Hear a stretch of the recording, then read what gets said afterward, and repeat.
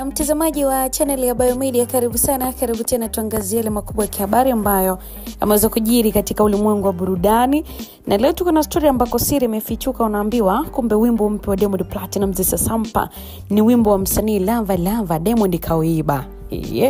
Noma sana. Tuko na story ambako wimbo mpya wa Diamond Platnumz ambao unakwenda kwa jina la Sasampa ambao alimshirikisha Focalist lakini pia Silas Africa pamoja na Uncle MC umeendelea kufanya poa sana mitandaoni, ukishika namba 1 katika Instagram trending audios. Lakini pia pamoja na mafanikio hayo, jambo moja ambalo linaleta swali la msingi, kwa nini jina Lava Lava ndilo ambalo linaonekana kwenye ukurasa wa wimbo huo Instagram badala ya Diamond Platnumz? Inaonekana kwamba original audio ya Sasampa kwenye Instagram inaonyesha jina la Lava Lava ambayo kama ni mkuu msanii ambaye aliachia wimbo huo badala ya Diamond Platnumz mwenyewe.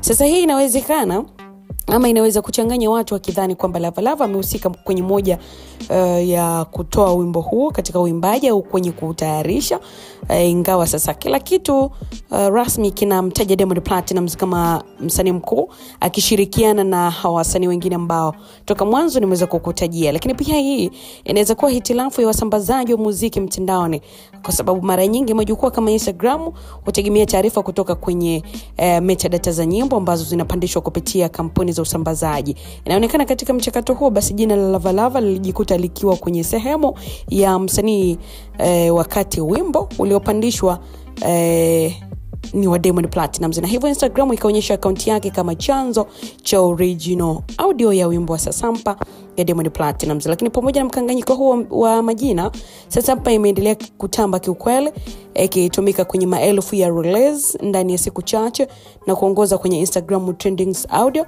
Na Diamond mwenyewe aliwashukuru pia mashabiki kwa mafanikio hayo akisema, "Thank you for making Sasampa number 1 Instagram audio trending."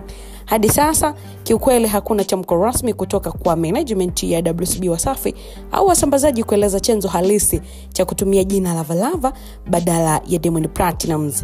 Bana, katika kutamatisha story hii, swali ambalo limekuwa likileta mkanganyiko lakini pia wengi wakijiuliza ni je, Lava Lava na mchongo gani katika nyimbo ya Sasampa? Amehusika vipi? Kwa nini jina lake limeonekana kuwa pia moja kwa moja katika wimbo huo mjini Instagram?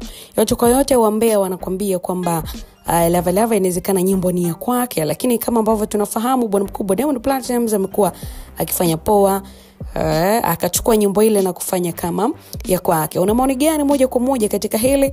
Utakuwa unaandika Instagram wamejichanganya pamoja na wasambazaji, ama nyimbo ni ya Lava Lava kweli? Maoni yako yataweza kupitiwa next video kwa zore kabisa.